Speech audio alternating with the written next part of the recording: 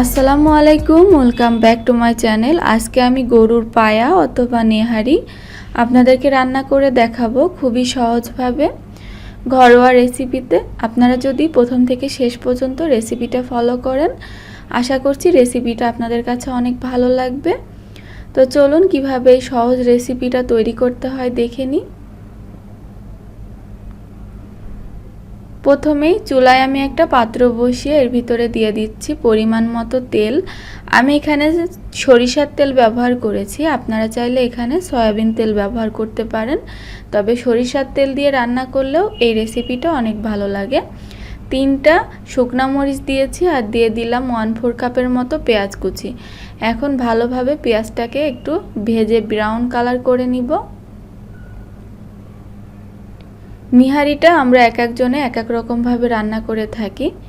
তো দেখুন পেঁয়াজটা কিন্তু ভাজা ভাজা হয়ে গিয়েছে। এরকম যখন কালার আসবে চুলার আঁচটা একেবারে কমিয়ে দিতে পারেন অথবা একেবারে অফ করে দিতে পারেন। এর ভিতরে আমি এখন দিয়ে দিচ্ছি রসুন বাটা 1.5 টেবিল চামচ পরিমাণ, দিয়ে দিচ্ছি আদা বাটা 1 টেবিল চামচ পরিমাণ, আর রসুন বাটা দিয়ে জিরা বাটা দিয়ে দিচ্ছি 1 টেবিল চামচ পরিমাণ। আর আমি এখানে এই মশলাগুলোকে খুব ভালোভাবে তেলের সাথে মিশিয়ে একটু ভাজা ভাজা করে নিচ্ছি, এতে করে আদা রসুনের যে কাঁচা গন্ধটা এটা চলে যাবে। চুলার আঁচটা কিন্তু কমিয়ে রাখতে হবে, না হলে মশলাটা পুড়ে যাবে। এখন এখানে সামান্য পরিমাণ পানি দিয়ে দিলাম, কারণ আমি এখানে কিছু শুকনো মশলা অ্যাড করব।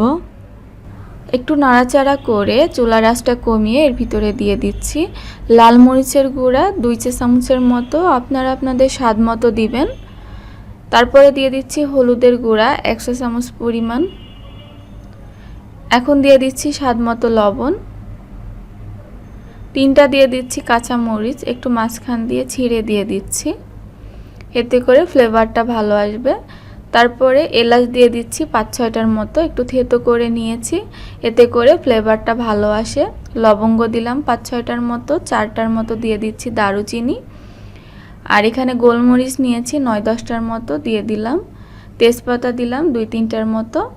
এখন এই সব উপকরণগুলোকে ভালোভাবে কষিয়ে নিতে হবে। তারপর আমি এখানে 1/4 কাপের মতো পেঁয়াজ কুচি দিলাম, দিয়ে ভালোভাবে মশলাটাকে কষিয়ে নিচ্ছি। অবশ্যই মশলাটাকে ভালো করে একটু কষিয়ে নিতে হবে।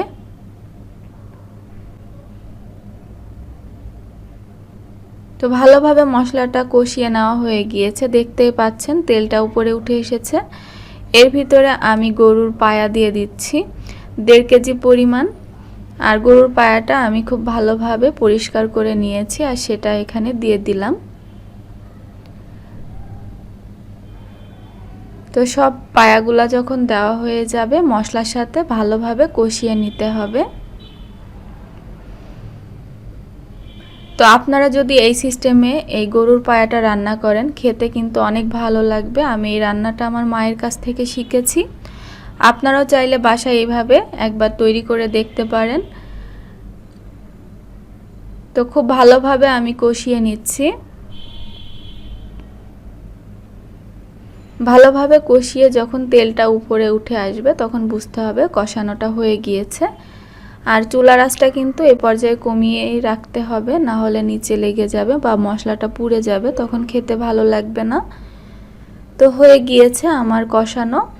এখন এর ভিতরে একবারে পানিটা না দিয়ে আমি এর ভিতরে সামান্য একটু গরম পানি দিব। যেমন ধরেন আমি 1 কাপের মতো এখানে গরম পানি দিয়ে নিলাম। একবারে পানিটা না দিয়ে এখানে যদি 1 কাপের মতো পানি দিয়ে আর একটু ভালোভাবে এই পায়াটাকে কষিয়ে নেওয়া যায় তাহলে খেতে অনেক বেশি ভালো লাগে। পায়া থেকে তাহলে আর কোনো ব্যাড স্মেল আসে না। এখন একটু আমি হাই হিটে জাল করে নিব। হাই হিটে জাল করে আমি পানিটাকে শুকিয়ে নিব। পানিটাকে শুকিয়ে যখন তেলটা উপরে উঠে এসেছে তখন নাড়াচাড়া করে এর ভিতরে আমি পানি দিয়ে দিব পরিমাণ মতো। এই পানিটা আপনারা আপনাদের ইচ্ছা মতন দিবেন। নিহারিটা সিদ্ধ করতে যতক্ষণ সময় লাগে আর কি সেইভাবে পানিটা দিতে হবে। আপনারা যতটুকু ঝোল রাখতে চান পছন্দ মতো পানিটা দিতে হবে। আর আপনারা কিন্তু এই পর্যায়ে প্রেসার কুকারেও এই নিহারিটা দিয়ে সিদ্ধ করে নিতে পারেন। তো আমি আজকে এইভাবে চুলায় বসিয়ে হাঁড়িতে বসিয়ে এইভাবে রান্না করে নিব, এতে আমার কাছে টেস্টটা বেশি ভালো লাগে।